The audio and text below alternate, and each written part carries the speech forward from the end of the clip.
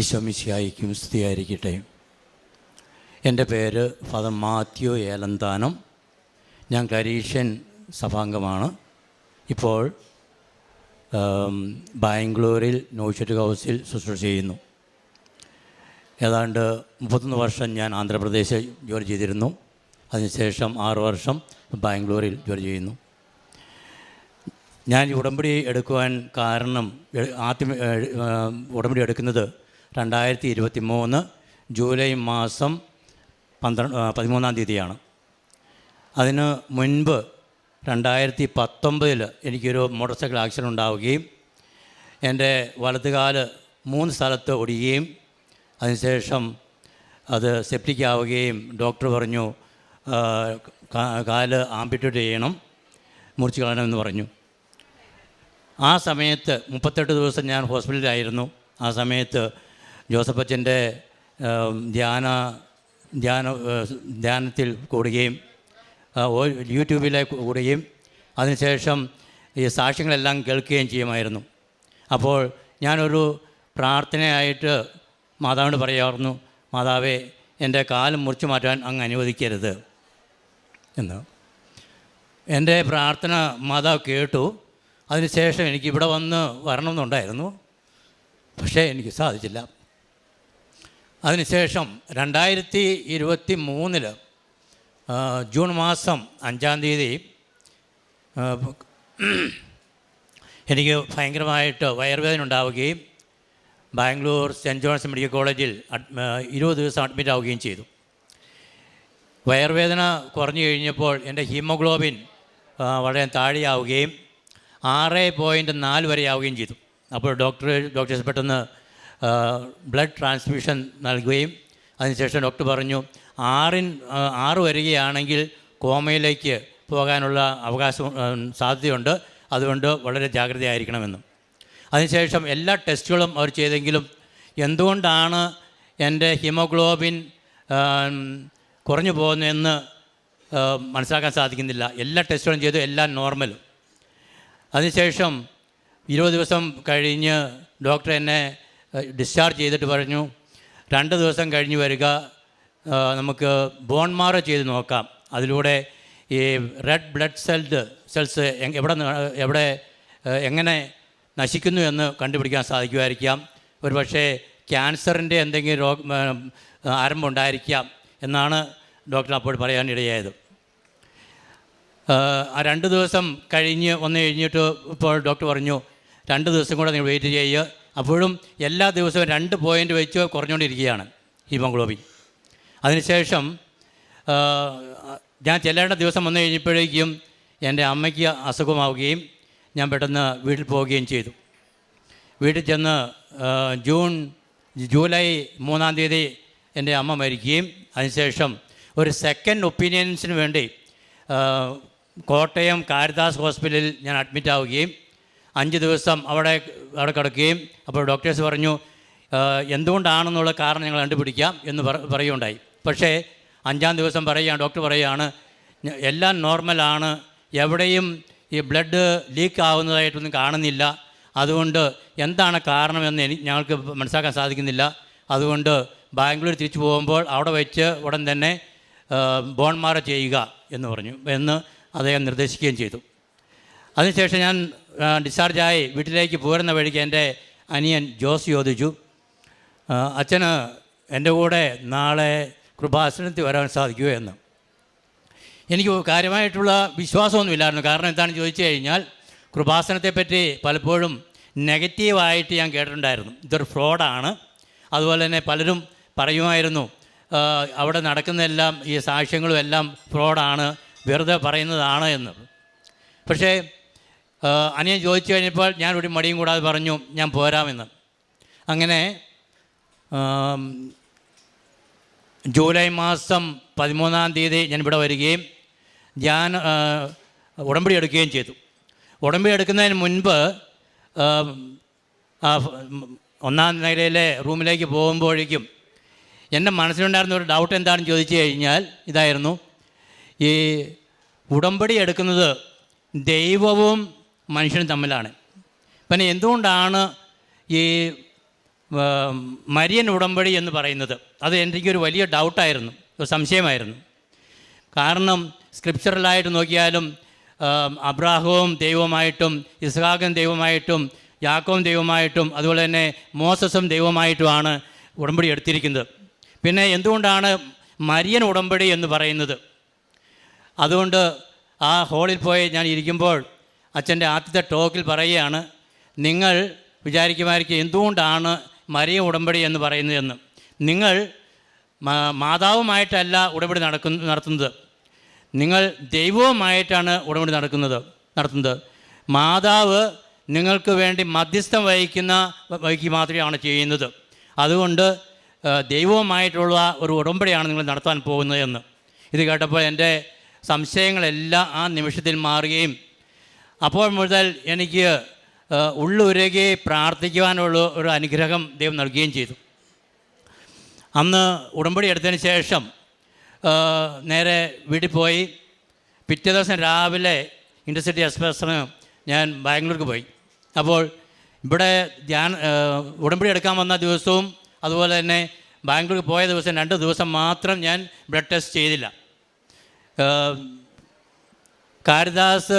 കോട്ടയം കാരിദാസ് ഹോസ്പിറ്റലിൽ നിന്നും 12-ാം തീയതി എന്നെ ഡിസ്ചാർജ് ചെയ്യുമ്പോൾ എൻ്റെ ഹീമോഗ്ലോബിൻ 7.8 ആയിരുന്നു. അങ്ങനെ ഞാൻ ജൂലൈ 15-ാം തീയതി 2023 ജൂലൈ 15-ാം തീയതി ഞാൻ ബാംഗ്ലൂരിൽ സെൻറ്റ് ജോൺസ് മെഡിക്കൽ കോളേജിൽ ചെന്ന് എൻ്റെ ബ്ലഡ് ടെസ്റ്റിന് വേണ്ടി കൊടുത്തു. 9:30 ആയപ്പോൾ ഡോക്ടർ എന്നെ പ്രത്യേകമായിട്ട് വിളിച്ചു കഴിഞ്ഞിട്ട് അപ്പോൾ ഞാൻ പറഞ്ഞു ഇങ്ങനെ സെക്കൻഡ് ഒപ്പീനിയന് വേണ്ടി ഞാൻ കാരിദാസ് ഹോസ്പിറ്റലിൽ പോയായിരുന്നു. എൻ്റെ ചാർട്ടെല്ലാം കാണിച്ചു കൊടുത്തു, ഈ ബ്ലഡ് എന്തുമാത്രം കുറഞ്ഞിട്ടുണ്ടെന്നും എല്ലാം. അത് കഴിഞ്ഞിട്ട് അദ്ദേഹം നോക്കിയിട്ട് പറഞ്ഞു, അച്ഛൻ കാരിദാസ് ഹോസ്പിറ്റലിൽ നിന്നും ഡിസ്ചാർജ് ചെയ്യുന്ന ദിവസം 7.8 ആയിരുന്നു. അത് ഇന്ന് 8 ആയിട്ടുണ്ട്, 2 പോയിൻ്റ് കൂടിയിട്ടുണ്ട്. അതുകൊണ്ട് 2 ദിവസം കൂടി വെയിറ്റ് ചെയ്യുക, അതിനുശേഷം ബോൺ മാറോ ചെയ്യാം എന്ന്. അന്ന് മുതൽ എല്ലാ ദിവസവും ഞാൻ വേറെ മരുന്നുകളോ ഒന്നും ഞാൻ കഴിച്ചില്ല. അന്ന് മുതൽ എല്ലാ ദിവസവും 2 പോയിൻ്റ് വീതം കയറുകയാണ് ചെയ്തത്. ഇന്ന് കഴിഞ്ഞ വെള്ളിയാഴ്ച ഞാൻ ചെയ്ത് കഴിഞ്ഞപ്പോൾ കാണുന്നത് 14.7 എൻ്റെ ഹീമോഗ്ലോബിൻ. ദൈവം ചെയ്ത ഈ വലിയ അനുഗ്രഹത്തിന് ദൈവത്തിന് യേശുവിനും അതുപോലെ തന്നെ മാതാവിനും വളരെയധികം നന്ദി പറയുന്നു. അതുപോലെ തന്നെ വേറെ ഞാൻ ഉടമ്പടി പുതുക്കിയ സമയത്ത് പലതും വേറെ പല എൻ്റെ ആവശ്യങ്ങൾ ഞാൻ കൊടുത്തിരുന്നു. ഒന്നാമത് എനിക്ക് ജോയിൻറ്റ് പെയിൻസ് ഉണ്ടായിരുന്നു.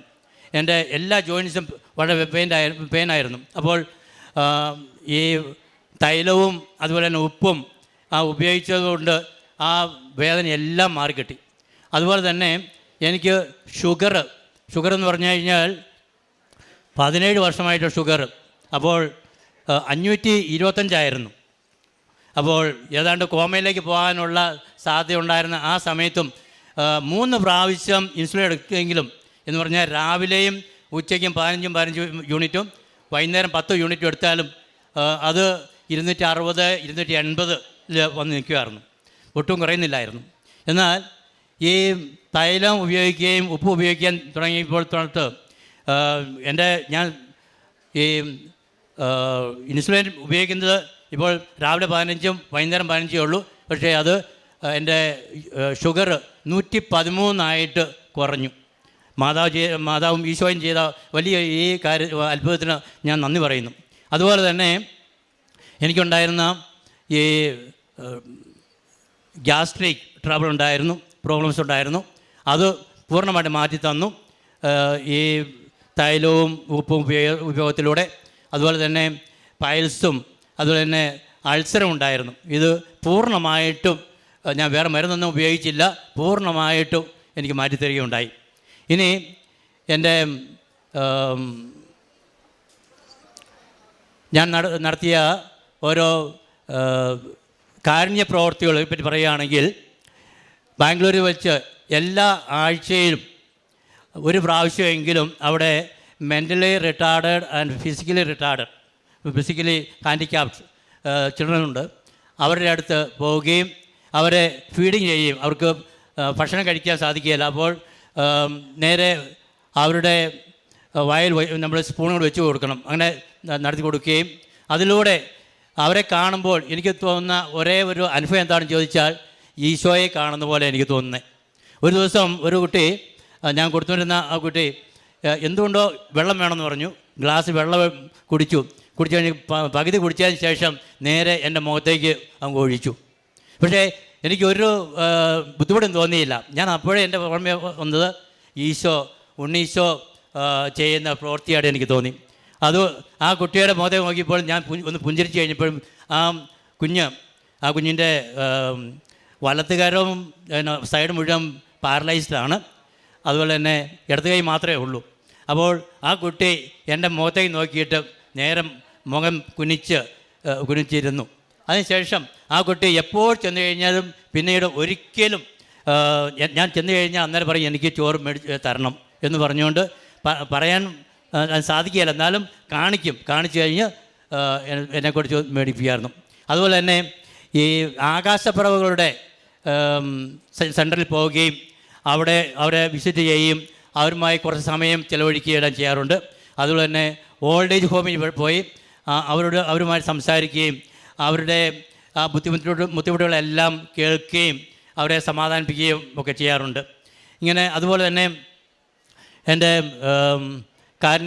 വേറെ പ്രവർത്തികൾ പറയുമ്പോൾ ഇവിടുന്ന് വാങ്ങിക്കുന്ന പത്രം അത് മലയാളത്തിലും ഇംഗ്ലീഷിലും തമിഴ്, കന്നഡ, തെലുങ്ക്, ഹിന്ദി ഈ ലാംഗ്വേജിലുള്ള എല്ലാം ഓരോ കെട്ട് പത്രങ്ങൾ കൊണ്ടുപോവുകയും എല്ലാവർക്കും എൻ്റെ അനുഭവം അവർക്ക് പറഞ്ഞതിന് ശേഷം അവർക്ക് കൊടുക്കുകയും അതുപോലെ തന്നെ അതിന് മുൻപ് പ്രാർത്ഥിച്ച് ഈ തൈലവും ഉപ്പും അതിൽ വിതറുകയും ചെയ്ത് കൊടുക്കാറുണ്ട്. അപ്പോൾ അതിലൂടെ ദൈവം എനിക്ക് വളരെയധികം അനുഗ്രഹങ്ങൾ നൽകുകയുണ്ടായി. അതുപോലെ തന്നെ ഇനി വേറൊന്ന് പറയുകയാണെങ്കിൽ ഒരിക്കൽ ഞാൻ ഒരു ടാക്സിയിൽ പോരുമ്പോൾ ആ ടാക്സി ഡ്രൈവറുമായിട്ട് സംസാരിക്കുകയും ആ ടാക്സി ഡ്രൈവർക്ക് ഈ യേശുവിനെ പറ്റിയും പ്രത്യേകിച്ച് ഈ കൃപാസനത്തിൽ നടക്കുന്ന വലിയ വലിയ കാര്യങ്ങളെക്കുറിച്ച് അദ്ദേഹത്തിന് പറഞ്ഞു കൊടുക്കുകയും ചെയ്തു. അപ്പോൾ ഒരു ഹിന്ദുവായിട്ടുള്ള ആ മനുഷ്യൻ പറയുകയാണ്, അച്ഛാ എൻ്റെ അയൽവക്കത്തുള്ള ഒരു ക്രിസ്ത്യാനികളാണ്, അവരിങ്ങനെ പറഞ്ഞു കണ്ടിട്ടുണ്ട്, പക്ഷേ ഇങ്ങനെ ഒരു അത്ഭുതം ഉണ്ടെന്നുള്ളത് ഞാൻ ആദ്യമാണ് അറിഞ്ഞത്.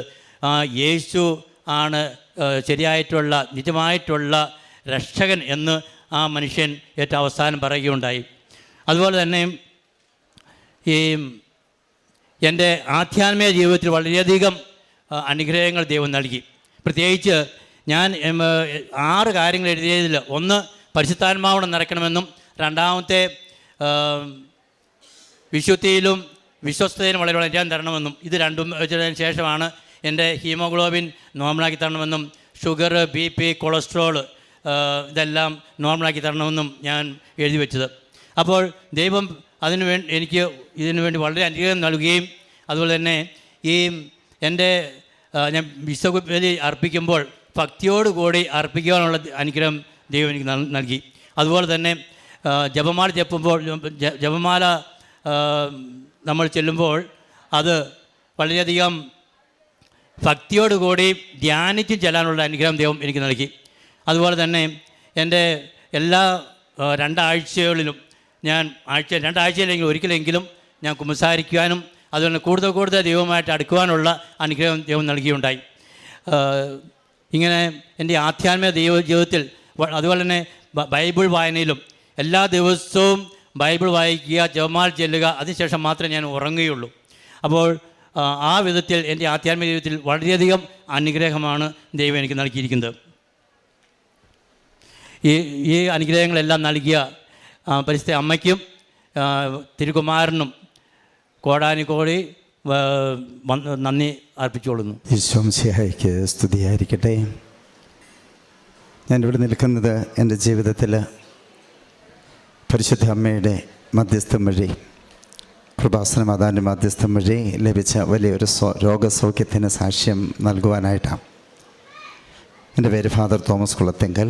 ഞാനിപ്പോൾ ശുശ്രൂഷ ചെയ്യുന്നത് കർണാടകയിൽ ഏകദേശം ഇവിടെ നിന്ന് 1140 കിലോമീറ്റർ അകലെ ഭദ്രാവതി രൂപതയിൽ ഇടുവള്ളി എന്ന് പറയുന്ന ഒരു ഗ്രാമപ്രദേശത്താണ്. എനിക്ക് ഇടവക പള്ളിയാണ്, ഒപ്പം 2 സ്റ്റേഷൻ പള്ളികളും. എൻ്റെ ഇടവകയിൽ 55 കുടുംബങ്ങളാണുള്ളത്. മിഷൻ പ്രദേശമാണ്. എൻ്റെ സ്വന്തം വീട് ഇടുക്കി ഇരട്ടയാറ് ഇടവക. ഇവിടെ വരുന്നതിന് മുൻപ് ഞാൻ പോയി ഒരു ധ്യാനം ഒക്കെ കൂടി ഒരുങ്ങിയാണ് ഇവിടെ വന്നത്. സാക്ഷ്യം ഇതാണ്. ഈ അമ്മയെക്കുറിച്ച് അറിയുന്നത് സഞ്ചരിക്കുന്ന മാതാവെന്ന് കൂടിയാണ്. ഞാൻ ഉടമ്പടി ഒന്നും നേരത്തെ എടുത്തിരുന്നില്ല. ഇന്നാണ് ഞാൻ ആദ്യത്തെ ഇവിടുത്തെ ഉടമ്പടി എടുക്കുന്നത്. എൻ്റെ സാക്ഷ്യം ഇതാണ്. ഞാനൊരു അഭിഷിക്തൻ എന്ന നിലയിൽ സാധാരണ അച്ഛന്മാരൊന്നും ഇങ്ങനെ വന്ന് പരസ്യമായിട്ട് സാക്ഷ്യപ്പെടുത്താറൊന്നും ഇല്ല. അവരതിനുള്ള മനസ്സ് കാണിക്കാറുമില്ല. പക്ഷെ ദൈവം തന്ന വലിയ അനുഗ്രഹം അമ്മയുടെ ദൈവമഹത്വത്തിനും അമ്മയ്ക്കും നൽകണമെന്നുള്ള ഒരു ചിന്ത, അതുകൊണ്ടാണ് ഞാനിവിടെ നിൽക്കുന്നത്. ഞാൻ അച്ഛനായിട്ട് 30 വർഷമാകുകയാണ്. 30ാമത്തെ വർഷത്തിലാണ്. എൻ്റെ ശരീരത്തിൽ ഒരു 5 മാസം കൊണ്ട് സാക്ഷ്യം പറയുമ്പം വിശ്വാസത്തോടെ തന്നെ പറയണമല്ലോ, എൻ്റെ ഈ 2 കാലിൻ്റെയും ഇടയ്ക്ക് പച്ചമലയാളത്തിൽ പറഞ്ഞ പ്രൈവറ്റ് പാർട്ടിൽ ഒരു വലിയ മുഴ ഉണ്ടായി. ഏകദേശം നമ്മുടെ കണക്കി പറഞ്ഞ ഒരു ഇഡ്ഡലിയുടെ മുഴപ്പില്ലെന്ന് പറയും. അതിന് ചുറ്റും ഒരു 10-15 എന്താ പറയുക, കടലക്കുരു പോലെ ചില മുഴകളും. അത് ചെറുതായിട്ട് വന്ന് വളർന്നു ഒരു 2-3 മാസം കൊണ്ടത് വളരെ വലുതായി. ഞാൻ ഒരച്ഛനെന്ന നിലയിൽ ഒന്നാമത്തെ കാര്യം നാണമാകാം. പിന്നെ ഒരു ഡോക്ടേഴ്സിനും കണ്ടില്ല, ഒരു കൺസൾട്ടേഷനും പോയില്ല, ഒരു മരുന്നും എടുത്തില്ല. ഞാൻ പ്രാർത്ഥിക്കുമായിരുന്നു, ദൈവമേ, ഒരു അഭിഷിക്തൻ എന്ന നിലയിൽ. അപ്പോൾ ഇത് ഓരോ ദിവസം കൂടിക്കൂടി വന്ന് അതിൻ്റെ വലിപ്പം കൂടി വന്നു. പച്ചമലയാളത്തിൽ പറഞ്ഞാൽ ഡൈഫറും കെട്ടിക്കൊണ്ട് പോലും കുർബാന അർപ്പിക്കേണ്ട അവസ്ഥ വന്നിരുന്നു എനിക്ക്. ഒരു ദിവസം ഞാൻ ബാത്റൂമിൽ കുളിച്ചേച്ച് നോക്കുമ്പോൾ ബാത്റൂം നിറച്ച് ബ്ലഡ്. കാരണം ബാത്റൂം കുളിച്ചതിന് ശേഷം ശരീരം തോർത്തി കഴിഞ്ഞപ്പോൾ ഈ മുഴയുടെ എല്ലാം തൊലി അങ്ങ് മാറിപ്പോയി, കംപ്ലീറ്റ് റഫ് ആയത്. ബാത്റൂം മുഴുവനും ബ്ലഡ്. ആരോട് സഹായിക്കാൻ ആരുമില്ല, ദൈവം മാത്രമേ ഉള്ളൂ. ഞങ്ങൾ അച്ഛന്മാർക്ക് അങ്ങനെയാണല്ലോ, ഒറ്റയ്ക്ക് താമസിക്കുന്നു. ദൈവമല്ലാതെ മറ്റാരും ആ സമയത്തൊന്നും ഉണ്ടാവില്ല. ഏതായാലും ഞാൻ കുളിച്ച് കഴിഞ്ഞ് തോർത്തി, ഞാൻ പഞ്ഞിയൊക്കെ വെച്ച് അതെല്ലാമായി. പിറ്റേ ദിവസം തൊട്ട് ഞാൻ ഡൈഫർ ഉപയോഗിക്കാൻ തുടങ്ങി. കുർബാനയ്ക്ക് സീറോ മലബാർ കുർബാനയാണല്ലോ, ഞായറാഴ്ചയൊക്കെ 1.5 മണിക്കൂറൊക്കെ എടുക്കും. അപ്പം അതങ്ങനെ തുടർന്ന് പോയി. അങ്ങനെ ഇരിക്കുമ്പോൾ എന്നിട്ട് ഞാൻ ആശുപത്രിയിലും പോയില്ല, ഒരു മനുഷ്യരോടും പറഞ്ഞില്ല. പക്ഷേ എൻ്റെ ഒരു സഹവൈദികനോട് ഞാൻ പറഞ്ഞതെന്ന് വെച്ചാൽ എനിക്കിങ്ങനെ ഒരു ബുദ്ധിമുട്ടുണ്ട്, പ്രാർത്ഥിക്കണം കേട്ടോ എന്ന്. പ്രാർത്ഥിക്കാൻ സാധനം പറഞ്ഞു. അങ്ങനെ ഇരിക്കുകയാണ്. ഈ കൃപാസനത്തെക്കുറിച്ചൊക്കെ കേട്ടിട്ടുണ്ട്. ഇവിടെ നടക്കുന്ന മഹാ അത്ഭുതങ്ങളും ഇവിടുത്തെ നാനാജാതി മതസ്ഥർ വന്ന് ദൈവത്തെ മഹത്വപ്പെടുത്തി ദൈവാനുഭവം സ്വീകരിച്ചു പോകുന്നതൊക്കെ ഞാൻ കേട്ടിട്ടുണ്ട്. ഇപ്പം എൻ്റെ ഇടവകയിൽ നിന്ന് ഒരു സഹോദരി ഇവിടെ വന്നിരുന്ന കർണാടകയിൽ നിന്ന്. അവൾ വന്ന വഴി എന്നോട് പറഞ്ഞിരുന്നു, ഞാൻ കൃപാസനത്തിൽ പോകാച്ച പറഞ്ഞ് പ്രാർത്ഥിച്ചേക്കണം അച്ഛനും വേണ്ടി എന്നും പറഞ്ഞു. അവൾ തിരിച്ചു വന്നപ്പോൾ എനിക്ക് ഈ മാതാവിൻ്റെ പത്രവും കൊണ്ടു തന്നു. അച്ഛൻ ഇത് അവിടുത്തെ പത്രം, അതുപോലെ മാതാവിൻ്റെ ഈ അമ്മയുടെ രൂപം ഒരു ചെറിയ ഫോട്ടോയും കൊണ്ടു തന്നു. ഞാനത് നല്ല മനസ്സോടെ സ്വീകരിച്ചു. എൻ്റെ മേശപ്പുറത്ത് വെച്ച് പ്രാർത്ഥിക്കാൻ തുടങ്ങി. നമുക്ക് വലിയ വിശ്വാസമൊന്നുമില്ല, പക്ഷേ എങ്കിലും മാതാവ് എല്ലായിടത്തും ഉണ്ടല്ലോ, അമ്മ എല്ലാവരെയും കേൾക്കുമല്ലോ. ഈ കഴിഞ്ഞ മാസം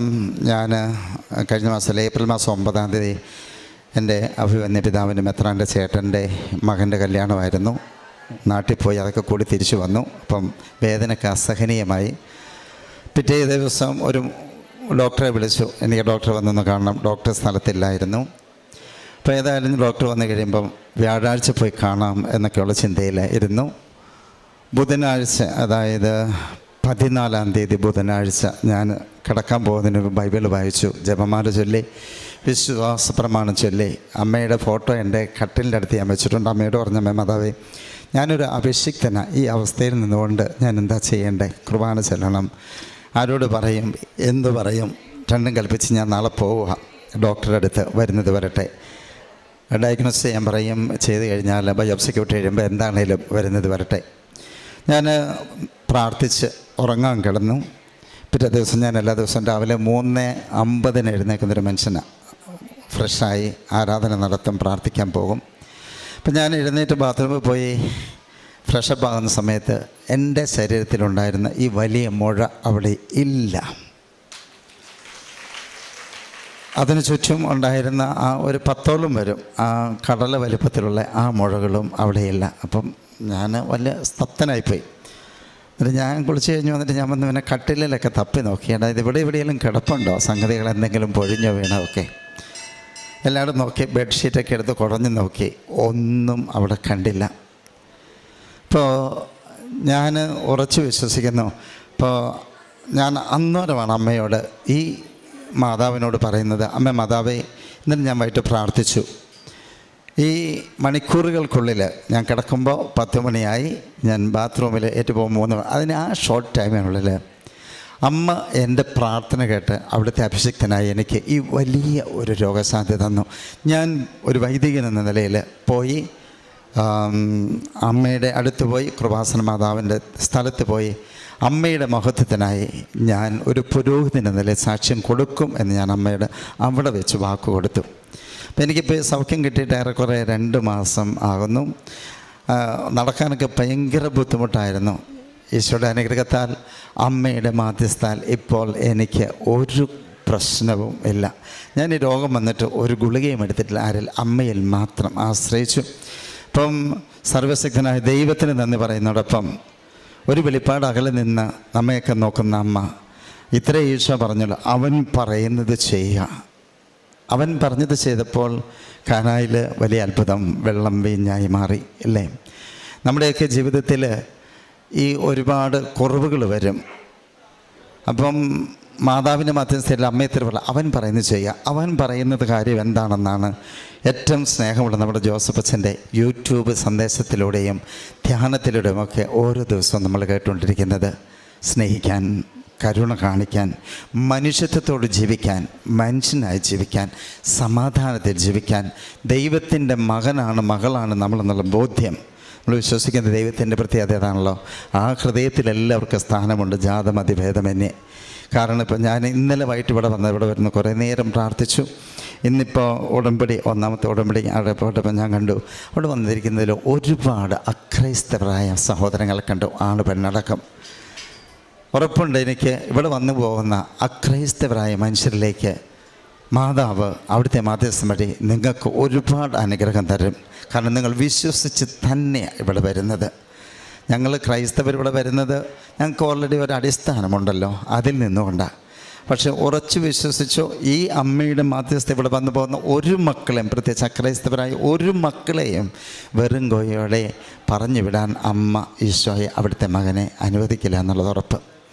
അപ്പോൾ ഞാൻ ദൈവത്തിന് നന്ദി പറയുന്നു. ഈ വിശുദ്ധ സ്ഥലത്ത് വന്ന് കാലുകുത്തുവാനായിട്ട് എന്നെ അനുഗ്രഹിച്ചതിന് നന്ദി പറയുന്നു. എൻ്റെ പ്രാർത്ഥന ഈശോയുടെ തിരുമുമ്പിൽ സമർപ്പിച്ച് എനിക്ക് അനുഗ്രഹം സാധിച്ചു തന്ന പരിശുദ്ധ അമ്മയ്ക്ക് 1000 നന്ദി പറയുന്നു. ഞാൻ എൻ്റെ രൂപത, ഭദ്രാവതി രൂപതയെയും അഭിമന്യ പിതാവ് മാർ ജോസഫ് അരുമച്ചാടത്ത് പിതാവിനെയും, എൻ്റെ രൂപതയിൽ ഇപ്പോൾ ഞങ്ങൾ 42 അച്ഛന്മാരാണ് മിഷണറിമാരായിട്ട് സേവനം ചെയ്യുന്നത്. ഏതാണ്ട് 136 സഹോദരിമാരുണ്ട്, സിസ്റ്റേഴ്സും. അവരെയും ഇടവക സമൂഹത്തെ മുഴുവനും അമ്മയിലൂടെ ഇവിടെ സമർപ്പിക്കുകയാണ്. പിന്നെ കർണാടകയിൽ ഞാനൊക്കെ ജീവിക്കുന്നിടം അത്ര എളുപ്പമുള്ള സ്ഥലമല്ല ജീവിക്കാനും. ഞാൻ ജീവിക്കുന്നത് വന അതിർത്തിയോട് ചേർന്നാണ്. ഒരു 1.5 മാസം മുമ്പ് എല്ലാം കൃഷിയൊക്കെ ചെയ്താലല്ലേ ഞങ്ങൾക്ക് എന്തെങ്കിലും ഭക്ഷിക്കാൻ പറ്റുള്ളൂ. അപ്പോൾ ഇച്ചിരി വാഴയൊക്കെ നട്ടായിരുന്നു. അപ്പോൾ അതിന് വെള്ളം തിരിക്കാൻ പോകണം. ഒരു ദിവസം വെളുപ്പിനെ 2:30 എഴുന്നേറ്റ് ബോറ് വെള്ളം തിരിച്ചു വിടാൻ പോകുമ്പം ഞാൻ ചെന്ന് നിൽക്കുന്നത് ഒരു പുലിയമ്മയുടെ 3 പുലിക്കുഞ്ഞിൻ്റെ അടുത്താണ്. ഓർത്ത് നോക്കുക, അപ്രതീക്ഷിതമായിട്ട് സംഭവിച്ചൊരു കാര്യമാണ്. പക്ഷേ ഒന്നും ചെയ്തില്ല. ഇവിടുന്ന് കൂടി വന്നാൽ ആ ഡോറിൻ്റെ അത്ര അകലെയാണ് ഞാനും പുലിയുടെ മക്കളും നിൽക്കുന്നത്. പുലിക്കൊരു സ്വഭാവമുണ്ട്, അതിൻ്റെ കുഞ്ഞുങ്ങളെ വിട്ടിട്ട് ഒരിടത്തും പോവില്ല. മനുഷ്യരങ്ങനല്ലല്ലോ, സ്വാർത്ഥതയ്ക്ക് വേണ്ടി അവരുടെ കുഞ്ഞുങ്ങളെ കുട്ടി എവിടെയൊക്കെ പോവല്ലേ, എല്ലാത്തിനും പോവില്ലേ. പക്ഷേ ആ മൃഗം ഒരിക്കലും അതിൻ്റെ കുഞ്ഞുങ്ങളെ വിട്ടിട്ട് ഒന്നിനെയും ആക്രമിക്കാൻ പോവില്ല, ഒന്നിനും പോവില്ല. അതുങ്ങൾ വിശക്കുന്നെന്ന് കാണുമ്പോൾ ഒരു ലക്ഷണം കാണിക്കും, അപ്പോഴാണ് ഇരതയിടാനായിട്ട് പോകുന്നത്. പക്ഷേ അടുത്ത് ചെന്നിട്ട് ഒരു പക്ഷേ മറ്റെന്തെങ്കിലും സംഭവിച്ചിരുന്നെങ്കിൽ ഇന്നിപ്പോൾ ഞാനിവിടെ ഉണ്ടാവില്ല, എൻ്റെ ജീവൻ അവിടെ തീർന്നേനെ, പുലിയുടെ മുമ്പിൽ പെട്ട് കഴിഞ്ഞാൽ. അതുപോലെ ഈ നനയ്ക്കാനൊക്കെ ഇറങ്ങുമ്പോൾ കാട്ടുപോത്ത് വരും ഇഷ്ടം പോലെ. 10ഉം 20ഉം എണ്ണമൊക്കെ. ഒരു ദിവസം ഒരു 16 എണ്ണത്തിൻ്റെ നടുക്ക് പെട്ടുപോയി. ഞാൻ രാത്രിയിൽ വെള്ളം തിരിക്കാൻ പോയതാണ്. 10-16 കാട്ടുപോത്തുകളിടയ്ക്ക്. അതുങ്ങൾ അവിടെ ഉണ്ടായിരുന്ന എല്ലാം നശിപ്പിച്ചു. പക്ഷേ ഞാൻ ജപമാല കയ്യിലുണ്ടായിരുന്നു, മുറുക്കെ പിടിച്ചു. ഒന്നും എനിക്ക് സംഭവിച്ചില്ല. 1 മണിക്കൂർ ഞാൻ അതുങ്ങളുടെ ഇടയ്ക്ക് നിന്ന് പ്രാർത്ഥന കൊണ്ട് നിന്നു. ഒന്നും എനിക്ക് സംഭവിച്ചില്ല. ഞാൻ പറയുന്നത്, ഞങ്ങൾ മിഷണറിമാർ മിഷൻ സ്ഥലത്ത് ജീവിക്കുന്നത് വളരെ റിസ്ക്കിലാണ്, ത്യാഗത്തിലാണ്, ഒരുപാട് കഷ്ടപ്പാടുകളുണ്ട്. അപ്പം എന്നെ ഈ കേൾക്കുന്ന ഇത്രയും മക്കളുടെ മുൻപിലേക്ക് എൻ്റെ ജീവിതത്തെ സമർപ്പിക്കുന്നു. പ്രാർത്ഥനയ്ക്കായി ഞങ്ങൾ സേവനം ചെയ്യുന്ന സ്ഥലത്തെ സമർപ്പിച്ച് പ്രാർത്ഥിക്കണം. നിങ്ങളുടെ പ്രാർത്ഥനയിൽ ഓർക്ക് തീർച്ചയായിട്ടും ഞാൻ ഇവിടുന്ന് ഈ പത്രമൊക്കെ വാങ്ങിച്ചുകൊണ്ട് പോകും. ആകുന്നിടത്തോളം കന്നഡ ദേശത്ത്, കന്നഡയുണ്ട്, കൊങ്ങിണിയുണ്ട്, മറാഠിയുണ്ട്, തുളുവുണ്ട്, ഒക്കെ ഭാഷ ഞങ്ങൾ സംസാരിക്കുന്നത്. അവരുടെ എല്ലാം ഇടയിൽ അമ്മ വഴി ഈ സ്ഥലത്ത് നടത്തപ്പെടുന്ന ഈ വലിയ അത്ഭുത, ഈ വലിയ ദൈവാനുഭവത്തെ ഞാൻ സാക്ഷ്യമാകാൻ പരിശ്രമിക്കും. നിങ്ങളുടെ പ്രാർത്ഥനയിൽ എന്നെയും ഞങ്ങളെയും കൂടി ഓർക്കണമേ. ഒപ്പം ഇന്ന് ഇങ്ങനെ ഇവിടെ വന്ന് ഒരു കാര്യത്തെ സംബന്ധിക്കുവാനും അമ്മയോടൊത്ത് പ്രാർത്ഥിക്കുവാനും അമ്മയോടൊത്തായിരിക്കുവാനും ഏറെ കൃപ നിറഞ്ഞ അച്ഛനെ എൻ്റെ മുഖം ഒന്ന് കാണുവാനും ഒക്കെ സാധിച്ചു. ദൈവത്തിന് ഒരുപാട് നന്ദി. എൻ്റെ ഈ സാക്ഷ്യം ഇവിടെ വന്നിരിക്കുന്ന നിങ്ങൾക്ക് തീർച്ചയായിട്ടും, പ്രത്യേകിച്ച് രോഗത്താൽ വലയുന്നവർക്ക് ഒരു ആശ്വാസമാകും എന്നെനിക്ക് വളരെ ഉറപ്പുണ്ട്. സർവശക്തനായ ദൈവത്തിന് ഒരിക്കൽ കൂടി നന്ദി പറയുന്നു. പിന്നെ ചാരിറ്റി പ്രവർത്തനമൊക്കെ ഞങ്ങൾ അത് തന്നെ ചെയ്തു പോകുന്നവരാണ്. എൻ്റെ കെയർ ഓഫിൽ 29 മക്കൾ ജീവിക്കുന്നുണ്ട്, അനാഥരായിട്ടുള്ളവർ. ഞാൻ അവർക്കുള്ള ഭക്ഷണ സാധനങ്ങളൊക്കെ കൈനീട്ടിയും കാല് നീട്ടിയും ഒക്കെ ആക്കി കൊടുക്കുന്നുണ്ട്. പെൺപിള്ളേരും ആൺപിള്ളേരും കർണാടകയാണല്ലോ. അപ്പം അവരൊക്കെ വേണ്ടി പ്രാർത്ഥിക്കുക. നിങ്ങളുടെ പ്രാർത്ഥനയിൽ അച്ഛനെ കൂടി ഓർക്കുക. ഇത് കഴിയുമ്പോൾ ഞാൻ തിരിച്ചു പോകും. എനിക്ക് എൻ്റെ തിരിച്ചുള്ള യാത്രയും സുഗമമാകുവാൻ വേണ്ടി നിങ്ങൾ പ്രാർത്ഥിക്കണം. പരിശുദ്ധ അമ്മയ്ക്കും യേശുപിതാവിനും തിരുസഭയ്ക്കും മഹത്വമുണ്ടാകട്ടെ. പിതാവും പുത്രനും പരിശുദ്ധാത്മാവായ ദൈവം നമ്മെ എല്ലാവരെയും അനുഗ്രഹിക്കട്ടെ എന്ന് പ്രാർത്ഥിക്കുന്നു. ഈശോയ്ക്ക് സ്തുതി. ഈ പ്രപഞ്ചം മുഴുവൻ സൃഷ്ടിക്കുകയും പരിപാലിക്കുകയും ചെയ്യുന്ന ദൈവപിതാവിനും ദൈവപിതാവിൻ്റെ ദൗത്യം ഏറ്റെടുത്ത് മനുഷ്യനായി പിറന്ന് മനുഷ്യനായി ജീവിച്ച് മനുഷ്യന് വേണ്ടി തൻ്റെ അവസാന തുള്ളി രക്തം വരെ ചിന്തിയ പുത്രനും ഈ രക്ഷാകർമ്മം ഇന്നും പൂർത്തിയാക്കിക്കൊണ്ടിരിക്കുന്ന പരിശുദ്ധാത്മാവിനും സ്തുതിയും പുകഴ്ചയും ഉണ്ടായിരിക്കട്ടെ. പരിശുദ്ധ അമ്മ ജീവനോട് പ്രത്യക്ഷപ്പെട്ട ഈ ആൾത്താരയിൽ കയറി നിന്ന് ഈ പ്രത്യക്ഷീകരണത്തിന് സാക്ഷിയാകുവാനായിട്ട് എന്നെ അനുവദിച്ച പരിശുദ്ധ അമ്മയ്ക്ക് ഒത്തിരിയേറെ നന്ദി പറയുന്നു. എൻ്റെ പേര് ഫാദർ ആൻ്റണി പടമാട്ടുമ്മൽ. ഞാൻ ഓക്കാം സഭാംഗമാണ്. ലാറ്റിൻ യൂണിറ്റിലെ കേരളത്തിലെ സഭാംഗമാണ്. 19 വർഷത്തിൽ അധികമായി ജർമ്മനിയിൽ സേവനം ചെയ്തുകൊണ്ടിരിക്കുകയാണ്. അതുകൊണ്ട് 19 വർഷത്തിലധികമായിട്ട് മലയാളത്തിലൊരു പ്രസംഗമോ ഒന്നും പറഞ്ഞിട്ടില്ല. അതുകൊണ്ട് ചിട്ടയായിട്ടുള്ള കാര്യങ്ങളൊന്നും ചിലപ്പോൾ പറയാനായിട്ട് സാധിക്കില്ല. നിങ്ങൾ ക്ഷമിക്കുമെന്ന് വിചാരിക്കുന്നു. ഇത് എൻ്റെ സഹോദരൻ ഫാദർ വർഗീസ് പടമാട്ടുമ്മൽ, OSJ, ഇറ്റലിയിൽ സേവനം ചെയ്യുകയാണ് ഏകദേശം 7 വർഷത്തിലധികമായിട്ട്. ഇത് സിസ്റ്റർ ട്രീസ. ഉടമ്പടി അല്ലെങ്കിൽ കൃപാസനം മാതാവ് എന്ന് പറഞ്ഞാൽ എനിക്ക് വലിയ വിശ്വാസമൊന്നുമില്ലാത്ത ഒരാളായിരുന്നു. എന്തിനാണ് നമ്മൾ ഈ ഉടമ്പടി എടുക്കുന്നത്? കാരണം മാമോദിസ വഴിയായിട്ട് നമ്മളൊരു ഉടമ്പടിയിലാണ്. പിന്നെ എൻ്റെ സന്യാസ വ്രതവാഗ്ദാനം വഴി ഞാനൊരു ഉടമ്പടിയിലാണ്. പിന്നെ പൗരോഹിത്യത്തിൻ്റെ പട്ടസ്വീകരണം വഴിയായിട്ട് ദൈവവുമായിട്ട് ഉടമ്പടിയിലാണ്. അതിലും വലിയ ഉടമ്പടി ഉണ്ടോ എന്ന് ചിന്തിച്ച് ചോദിച്ച് എൻ്റെ അനുജനാണ് ആദ്യമായിട്ട് ഉടമ്പടി എടുക്കുന്നത്. അവനോട് അതിനെക്കുറിച്ചൊക്കെ തർക്കിച്ച് സംസാരിച്ചിരുന്ന ഒരാളാണ് ഞാൻ. പക്ഷെ ഇപ്പോൾ ഞാൻ പറയും കൃപാസനം മാതാവ് പൊളിയാണ്. മാതാവിൻ്റെ ദൗത്യമെന്ന് പറഞ്ഞാൽ നമുക്കെല്ലാവർക്കും അറിയാം, ദൈവത്തിലേക്ക് കൊണ്ടുവരിക എന്നുള്ളതാണ്. അപ്പോൾ മാതാവിൻ്റെ ഉടമ്പടി എടുത്ത് 2023 നവംബർ 29 ഞാൻ ആദ്യമായിട്ട് ഉടമ്പടി എടുക്കുന്നത്. അത് ഓൺലൈൻ ഉടമ്പടി എടുക്കുന്നത്. ആ ഉടമ്പടി എടുത്ത ആദ്യ നിമിഷം മുതൽ മാതാവ് കൂടെ വന്ന് ഈ ലോകത്തിലെ ഏറ്റവും മനോഹരമായൊരു സ്ഥലത്ത് എന്നെ കൊണ്ടുചെന്നാക്കി. ആ സ്ഥലം ഏതാണെന്ന് ചോദിച്ചു കഴിഞ്ഞാൽ ഈശോയുടെ ഹൃദയമാണ്. ഈശോയുടെ ഹൃദയത്തിൽ വസിക്കാൻ സാധിക്കുന്നത് ആണ് ഒരു വൈദികനെ സംബന്ധിച്ചിടത്തോളം, അല്ലെങ്കിൽ ഒരു സന്യസ്തനെ സംബന്ധിച്ചിടത്തോളം ഏറ്റവും വലിയ ഭാഗ്യം. അല്ലെങ്കിൽ സ്വർഗം ഭൂമിയിൽ അനുഭവിക്കുക എന്ന് പറയുന്നത് ഇന്ന് വരെ ഞാൻ അനുഭവിച്ചുകൊണ്ടിരിക്കുകയാണ്. ഞാൻ പല ദൈവാനുഭവങ്ങളിലൂടെയും കടന്നു പോയിട്ടുണ്ട്. 15-ാമത്തെ വയസ്സിലാണ് സെമിനാരിൽ കയറുന്നത്. അന്ന് തുടങ്ങി ഞാൻ അച്ഛനാകാനായിട്ട് അത്ര വലിയ തീക്ഷ്ണതയായിട്ടൊന്നും കയറിയ ആളല്ല.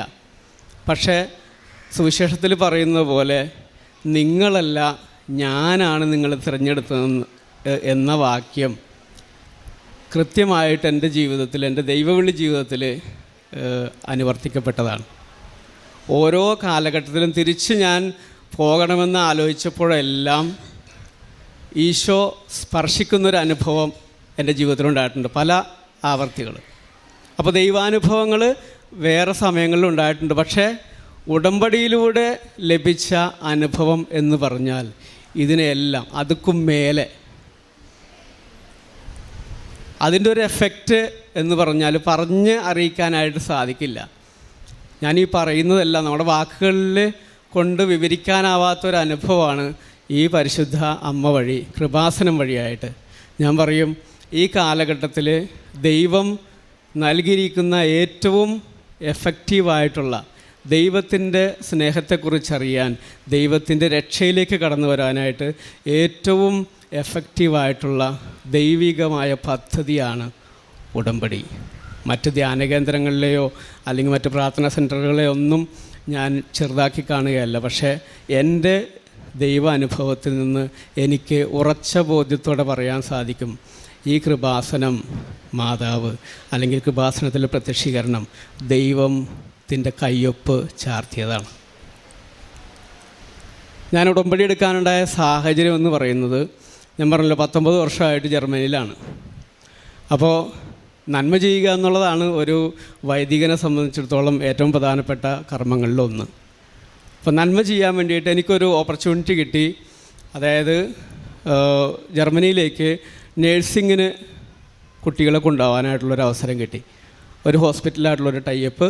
അങ്ങനെ ഞാൻ സെപ്റ്റംബർ 5-ാം തീയതി 2023 11 കുട്ടികളെ യാതൊരു പ്രതിഫലവും വാങ്ങിക്കാതെ ജർമ്മനിക്ക് കൊണ്ടുപോയി.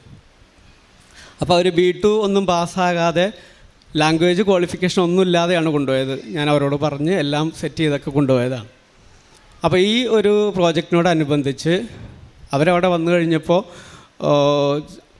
പലരും ലാംഗ്വേജ് പഠിക്കാതെയും ചിലപ്പോൾ ഡ്യൂട്ടിക്ക് പോകാതെയും അല്പം ഉഴപ്പൊക്കെ ആയിട്ട് കാര്യങ്ങൾ കൈവിട്ട് പോകുന്നൊരു നിലയിലേക്ക് എത്തി. അങ്ങനെ ഒരു ആളുടെ കേസിൽ പ്രത്യേകമായിട്ട് എനിക്ക് ഇടപെടേണ്ടി വന്നു. ആ കുട്ടിയെ തിരിച്ച് അയക്കാനായിട്ടുള്ള ഒരു നടപടിക്രമങ്ങളിലേക്ക് പോകേണ്ടി വന്നു. അങ്ങനെ ആ കുട്ടിയെ തിരിച്ചയച്ചു. അത് കഴിഞ്ഞിട്ട് പക്ഷേ ഈ കുട്ടി തിരിച്ചു വരുന്നത് എനിക്കെതിരെ വലിയൊരു ആരോപണം ഉന്നയിച്ചുകൊണ്ടാണ്. അപ്പോൾ ഈ ആരോപണം വന്നു കഴിഞ്ഞപ്പോൾ ഈ പ്രോജക്റ്റ് ക്യാൻസലാവുന്ന ഘട്ടത്തിലെത്തി. ആ ഹോസ്പിറ്റലിലെ അധികൃതരെ അത് സീരിയസ് ആയിട്ടെടുത്തു. അവർക്ക് ഈ പ്രോജക്റ്റ് ക്യാൻസൽ ചെയ്യേണ്ട ഒരു ഘട്ടത്തിലേക്ക് കൊണ്ടുവന്നു. അങ്ങനെ വരുന്ന സാഹചര്യത്തിലാണ് ഞാൻ ഉടമ്പടി എടുക്കുന്നത്. അപ്പം ഞാൻ ആ സമയത്ത് നമ്മളൊരു നന്മ ചെയ്തിട്ട് നമുക്ക് തിന്മയായിട്ട് ഭവിക്കുന്ന സമയത്ത് നമുക്കുണ്ടാകുന്ന മാനസികമായ വിഷമം എന്തായിരിക്കും എന്നുള്ളത് ഞാൻ പറയാതെ തന്നെ നിങ്ങൾക്ക് ഊഹിക്കാം. അപ്പം ഞാൻ ചങ്കുപൊട്ടുന്ന വേദനയിൽ ആദ്യം പോയത് എൻ്റെ മുറിയിൽ ഒരു കുരിശുരൂപം തൂങ്ങിയിട്ടുണ്ട്. ആ കുരിശുരൂപത്തിൻ്റെ കാലയിൽ കെട്ടിപ്പിടിച്ചിട്ട് ഞാൻ വാവിട്ട് കരയുകയാണ്. ഈശോയെ, നിനക്ക് വേണ്ടിയിട്ട് നീ പറഞ്ഞതനുസരിച്ചാണ് ഞാൻ ചെയ്തേ, എന്നിട്ട് എന്തുകൊണ്ട് ഇങ്ങനെ സംഭവിച്ചു എന്ന് ചോദിച്ചിട്ട് ഈശോയുടെ കാലിൽ കെട്ടിപ്പിടിച്ച് കരഞ്ഞു. എന്നിട്ട് ഞാൻ പ്രാർത്ഥനാ സഹായത്തിന് വേണ്ടി വിളിക്കുന്നത് ഈ സിസ്റ്ററിനെയാണ്. ഈ സിസ്റ്റർ എന്ന് വെച്ച് കഴിഞ്ഞാൽ, സിസ്റ്ററിനെ കുറിച്ച് 2 വാക്ക് ഞാൻ പറയാം. അത് ദൈവം ഹൃദയത്തോട് ചേർത്ത് വെച്ച ഒരു സിസ്റ്ററാണ്. ചെറുപ്പം മുതലേ സിസ്റ്ററിന് വലിയ വലിയ കൃപകൾ കൊടുത്തിട്ടുള്ള ഒരാളാണ്. കാര്യങ്ങൾ മുൻകൂട്ടി കാണാനായിട്ടുള്ള ഒരു കഴിവ് സിസ്റ്ററിന് കൊടുത്തിട്ടുണ്ട്. സിസ്റ്റർ സ്വപ്നങ്ങളിൽ കാണും, അതെല്ലാം കൃത്യമായിട്ട് സംഭവിക്കുന്ന കാര്യങ്ങളാണ്. അപ്പോൾ ആ സിസ്റ്ററിൻ്റെ ആത്മീയമായിട്ടുള്ളൊരു ഗൈഡൻസ് എനിക്ക് എപ്പോഴും ഉണ്ടായിരുന്നു. അപ്പോൾ സിസ്റ്ററാണ് എന്നോട് പറയുന്നത്, അച്ഛാ ഉടമ്പടി എടുക്കാൻ. അപ്പോൾ എനിക്ക് ഉടമ്പടിയിൽ വലിയ വിശ്വാസമൊന്നുമില്ല. ഞാൻ പറഞ്ഞു, സിസ്റ്റർ പറഞ്ഞതല്ലേ, സിസ്റ്റർ പറയുന്ന കാര്യങ്ങൾ എല്ലാം കൃത്യമാണെന്നുള്ളത് എനിക്കറിയാവുന്നതുകൊണ്ട് ഞാൻ പറഞ്ഞു, സിസ്റ്റർ പറഞ്ഞുകൊണ്ട് ഞാൻ ഉടമ്പടി എടുക്കാം. അങ്ങനെയാണ് നവംബർ 29 2023 ഞാൻ ഉടമ്പടി എടുക്കുന്നത്. അത് ഓൺലൈനായിട്ടാണ് ഉടമ്പടി എടുത്തത്. ഈ ഉടമ്പടി എടുത്ത് ഒരു 3 ദിവസം കഴിഞ്ഞുള്ളൂ. അപ്പോഴേക്കും മാതാവ്, ഞാൻ താമസിക്കുന്നത്, ഞാനും ഒരച്ഛനും കൂടി ഒരുമിച്ചാണ് ഒരു പാരിഷ് ഹൗസിലാണ് താമസിക്കുന്നത്. ആ പാരിഷ് ഹൗസിൽ മാതാവ് വന്നു. ഞങ്ങൾ പ്രാർത്ഥിക്കുന്ന മുറിയിൽ മാതാവ് വന്നു. ആ മുറിയിലൂടെ കടന്ന് കിച്ചണിലൂടെ കയറി ഞങ്ങളുടെ ലിവിങ് റൂമിലൂടെ കടന്ന് കോറിഡോറിലൂടെ പോയി മാതാവ് ഞാൻ കിടക്കുന്ന മുറിയിൽ വന്ന് എൻ്റെ തലയിൽ കൈവച്ച് അനുഗ്രഹിച്ചിട്ടാണ് മാതാവ് പോയത്. ഇത് ദർശനത്തിൽ കാണുന്നത് ഈ സിസ്റ്ററാണ്. ഞങ്ങളുടെ വീട് സിസ്റ്റർ കണ്ടിട്ടില്ല.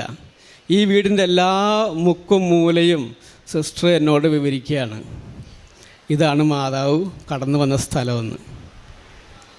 അതിനുശേഷം ഞാൻ ഒരിക്കലും സ്വപ്നത്തിൽ പോലും വിചാരിച്ചില്ല മാതാവ് ഇന്ന് എന്നെ ഈ നിലയിൽ കൊണ്ടുവന്ന് എത്തിക്കുമെന്ന്. അപ്പോൾ അന്ന് ഈ പ്രശ്നം ഉണ്ടായിക്കഴിഞ്ഞപ്പോൾ ഞാൻ ആ പ്രശ്നത്തിൻ്റെ പരിസമാപ്തിയെക്കുറിച്ച് ആദ്യം പറയാം. അതായത് ആ പ്രതിസന്ധി വന്നു കഴിഞ്ഞപ്പോൾ ആ ആരോപണം നിലനിൽക്കുന്നത് എൻ്റെ ഭാവിയെ ബാധിക്കുന്ന വളരെ ഒരു പ്രശ്നമായിട്ട് മാറിക്കൊണ്ടിരുന്നൊരു സംഭവമാണ്. അപ്പോൾ ഈ ഹോസ്പിറ്റൽ അധികൃതരുമായിട്ട് സംസാരിക്കാനായിട്ട് പല മീറ്റിങ്ങുകൾക്കും വിളിച്ചിട്ട് അവർ ആദ്യം നമുക്കൊരു അപ്പോയിൻമെൻറ്റ് തരും, പിന്നീട് അത് മാറ്റിക്കളയും, അങ്ങനെയുള്ള സംഭവങ്ങളായിരുന്നു. ആ സമയത്ത് മുഴുവൻ ഞാൻ ഈ കൃപാസനം അമ്മയുടെ പ്രത്യക്ഷീകരണ പ്രാർത്ഥനയും ഉപവാസവും എല്ലാം കൃത്യമായിട്ട് പാലിച്ച് അമ്മയോട് മുട്ടിപ്പായിട്ട് പ്രാർത്ഥിച്ചുകൊണ്ടിരുന്നു. അതിനുശേഷം 2024 മെയ് മാസം 2-ാം തീയതിയാണ് ഞങ്ങളിവിടെ വന്നിട്ട് തീർത്ഥാടക ഉടമ്പടി എടുക്കുന്നത്. ഇവിടെ നിന്ന് തീർത്ഥാടക ഉടമ്പടി എടുത്ത് പോയി തൈലവും ഇതൊക്കെ കൊണ്ടുപോയി അവിടെ വെച്ച് എല്ലാ ദിവസവും രാവിലെയും വൈകിട്ടുമൊക്കെ പ്രാർത്ഥന തുടങ്ങി. ഒരു 3 മാസം കഴിഞ്ഞു, 4 മാസം കഴിഞ്ഞു, ഒരു രക്ഷയില്ല. അതിനുശേഷം ഒരു ധ്യാനത്തിൽ, ഉടമ്പടി ധ്യാനത്തിൽ ജോസഫ് അച്ഛൻ പറയുകയാണ്, മെയ് മാസത്തിൽ ഇവിടെ വന്ന് ഉടമ്പടി എടുത്ത പലരുടെയും നിയോഗങ്ങൾ ഇപ്പോൾ മാതാവ് കണക്കിലെടുക്കുന്നുണ്ട്. അത് കഴിഞ്ഞ് ഒരാഴ്ച കഴിഞ്ഞുള്ളൂ. ഈ ഹോസ്പിറ്റലിലെ അധികാരികൾ എന്നെയും എൻ്റെ വികാരിയച്ഛനെയും ബാക്കി വേണ്ടപ്പെട്ടവരെയൊക്കെ വിളിച്ചിട്ട് പറയുകയാണ്, ഇങ്ങനെ ഒരു ആരോപണം ഇല്ല. ഈ ആരോപണം പോലും ആരും ഉന്നയിച്ചിട്ടില്ല എന്നാ പറയുക. അത് തേച്ച് മാച്ച് കളഞ്ഞു. അത് വല്ലാത്തൊരു അത്ഭുതമായിപ്പോയി എനിക്ക് കേട്ട് കഴിഞ്ഞപ്പോൾ. പക്ഷേ ആ സമയത്തൊന്നും എനിക്ക് ഈ ആരോപണത്തെക്കുറിച്ച് വലിയ പേടിയോ ഭയമോ ഒന്നുമില്ല. കാരണം മാതാവ് എൻ്റെ ജീവിതത്തിലേക്ക് കടന്നു വന്നിട്ട് മാതാവ് വന്ന് അനുഗ്രഹിച്ചതോടുകൂടി പിന്നെ ഞാൻ ഈശോയുടെ ഹൃദയത്തിലാണ് ജീവിക്കുന്നത്. അവിടെ ജീവിച്ചു കഴിയുമ്പോൾ പിന്നെ നമ്മൾ എല്ലാത്തിനും റെഡിയായി. അപ്പോൾ ഈ ആരോപണം കടന്നു വരുന്നത് ഏകദേശം ഹോളി വീക്കിൻ്റെ സമയത്താണ്. അതായത് നമ്മളുടെ പാൽം സൺഡേ വെച്ച് കഴിഞ്ഞാൽ ഓശാന ഞായറാഴ്ച തുടങ്ങിയുള്ള ആഴ്ചയിലാണ് ഈ ആരോപണം വരുന്നത്. അപ്പോൾ എനിക്കതൊരു ശരിക്ക് ഒരു ഈശോയുടെ പീഡാനുഭവവും കുരിശുമരണവും ഒക്കെ അതിൻ്റെ ഒരു ചെറിയൊരു അനുഭവം ഈശോ എനിക്ക് തന്നതാണ്. പിന്നീടാണ് എനിക്ക് മനസ്സിലായത് ഇത് ജോസഫച്ചൻ പറയുന്ന പോലെ വില കൊടുപ്പിച്ചതാണ് എന്നെക്കൊണ്ട്. ഈശോയുടെ കൃപകൾ തരാനായിട്ടുള്ള വില കൊടുക്കാനായിട്ട് ഈ അനുഭവത്തിലൂടെ ഈശോ എന്നെ ഒരുക്കി. ആ വില കൊടുക്കലിലൂടെ ഈശോ എൻ്റെ ജീവിതത്തിലേക്ക് കടന്നു വന്നു. അതിനുശേഷം സിസ്റ്റർ വേറൊരു സ്വപ്നവും കൂടി കണ്ടു. ഞാൻ ഒക്ടോബർ മാസം 11-ാം തീയതി മുതൽ 18-ാം തീയതി വരെ ജർമ്മനിയിലൊരു ധ്യാനത്തിൽ പങ്കെടുത്തുകൊണ്ടിരിക്കുക. അപ്പോൾ ആ ദിവസങ്ങളിൽ സിസ്റ്റർ എന്നെ വിളിച്ചിട്ട് പറഞ്ഞു, ഈശോ ഇങ്ങനൊരു ഡയലോഗ് പറഞ്ഞു എന്നോട്, അതായത് ഹീ ഈസ് മൈൻ, അവൻ എൻ്റേതാണ്. ആ സമയത്ത് ഞാനത് എൻ്റെ ഗൗരവം എന്താണെന്നുള്ളത് എനിക്ക് മനസ്സിലായില്ല, അല്ലെങ്കിൽ ഞാനത് ഗൗരവമായിട്ട് എടുത്തില്ല. ഈശോ സ്വന്തമാക്കി എന്ന് പറഞ്ഞിട്ട് ഒക്ടോബർ 15 വിശുദ്ധ അമ്മ ത്രേസ്യയുടെ തിരുനാളിൻ്റെ ദിവസമാണ്. അന്ന് മുതൽ ഈശോയുടെ സാന്നിധ്യം എൻ്റെ ഹൃദയത്തിൽ മാത്രമല്ല എൻ്റെ ശരീരത്തിലും ഞാൻ അനുഭവിച്ചു തുടങ്ങി. ഒക്ടോബർ 28 ഞാൻ ഞങ്ങളുടെ കൂട്ടുകാരുടെ ഒരു ആശ്രമത്തിൽ പോയി താമസിക്കുന്ന സമയത്ത് അന്ന് രാത്രി ഈശോ എന്നെ ബെഡിൽ തലകുത്തി നിർത്തി എന്നെ അവിടെ ഇട്ട് ഉരുട്ടി. സാധാരണ ഒരു വലിയ ഒരു ജീവി, നമ്മൾ ചിലപ്പോൾ ഈ കിങ് കോങ്ങിൻ്റെയൊക്കെ വല്ല സിനിമകൾ കണ്ടിട്ടുണ്ടെന്ന് നിങ്ങൾക്ക് മനസ്സിലാവും. ആരെങ്കിലും എടുത്തിട്ട് നമ്മളിട്ട് അങ്ങോട്ടും ഇങ്ങോട്ടുമൊക്കെ ഇട്ട് കളിപ്പിക്കുന്ന പോലെ എൻ്റെ യാതൊരു നിയന്ത്രണവും ഇല്ലാതെ എന്നെ എടുത്ത് ഈശോ അങ്ങോട്ടും ഇങ്ങോട്ടൊക്കെ ഉരുട്ടുക, തലകുത്തി നിർത്തുന്നു. അതൊരു 2-3 മണിക്കൂർ ഇങ്ങനെയുള്ളൊരു അനുഭവം. അപ്പോൾ എൻ്റെ ഒച്ചയൊന്നും ഞാൻ കേൾപ്പിക്കുന്നില്ല, പക്ഷേ ഈ ഒരു അനുഭവം എനിക്ക് തന്നുകൊണ്ടിരിക്കുകയായിരുന്നു. അതിനുശേഷം പിറ്റേ ദിവസം രാവിലെ 6 മണി തുടങ്ങി 8 മണി വരെ എൻ്റെ കൈകളിൽ 2 കൈകളിലും ആണിയടിക്കുന്ന പോലുള്ള ഒരു അനുഭവം, ഈശോയുടെ പഞ്ചക്ഷതം തരുന്ന അനുഭവം എനിക്കുണ്ടായി. അപ്പോൾ അവിടുത്തെ എൻ്റെ കൂട്ടുകാരച്ഛന്മാരൊക്കെ ഉണ്ടായിരുന്നു. അവർ വന്നു. അവർക്ക് എന്ത് ചെയ്യണമെന്ന് അറിയാൻ പാടില്ല.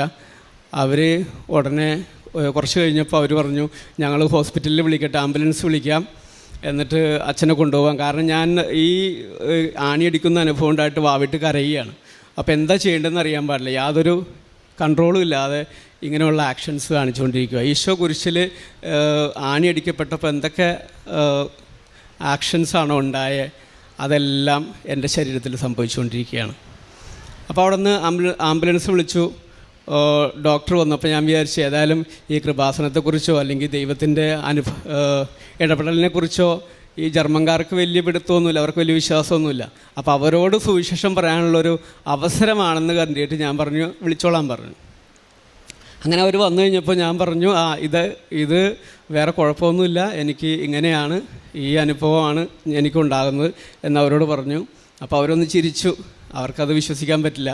അപ്പോൾ അവർ പറഞ്ഞു ഞങ്ങൾ ചെക്ക് ചെയ്യട്ടെ. അപ്പോൾ നോക്കിക്കഴിഞ്ഞപ്പോൾ എൻ്റെ BP ഇത്തിരി ഹൈ ആണ്. എന്നിട്ട് അവർ പറഞ്ഞു അപ്പോൾ BP ഹൈ ആണ്, ഇത് ഇത്തിരി പ്രശ്നമാണ്, അച്ഛന് മിക്കവാറും ഹാർട്ട് അറ്റാക്കിൻ്റെ പ്രശ്നമുണ്ട്, അതുകൊണ്ട് നമ്മൾക്ക് ഹോസ്പിറ്റലിലേക്ക് പോവാം, അച്ഛനെ ഹോസ്പിറ്റലിലേക്ക് കൊണ്ടുപോകാമെന്ന് പറഞ്ഞാൽ എൻ്റെ ഹോസ്പിറ്റലിലേക്ക് കൊണ്ടുപോയി. ഹോസ്പിറ്റലിൽ കൊണ്ടുപോയി അവർ ചെക്ക് ചെയ്ത് കഴിഞ്ഞപ്പോൾ എൻ്റെ ECGയിൽ ഒരു വേരിയേഷൻ ഉണ്ട്.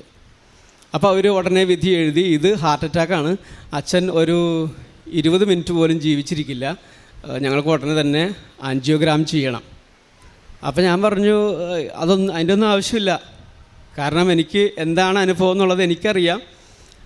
അപ്പോൾ നിങ്ങൾ വെറുതെ ഇത് ട്രീറ്റ് ചെയ്ത് എനിക്ക് വേറെ എന്തെങ്കിലും കുഴപ്പമാക്കണ്ട എന്നുള്ള രീതിയിൽ ഞാൻ അവർക്ക് ഒപ്പിട്ട് കൊടുത്തു. എന്നെ ട്രീറ്റ് ചെയ്യേണ്ട ആവശ്യമില്ല, ഞാൻ മരിക്കുകയാണെങ്കിൽ മരിച്ചോട്ടെ എന്നുള്ള രീതിയിൽ ഞാൻ ഒപ്പിട്ട് കൊടുത്തു.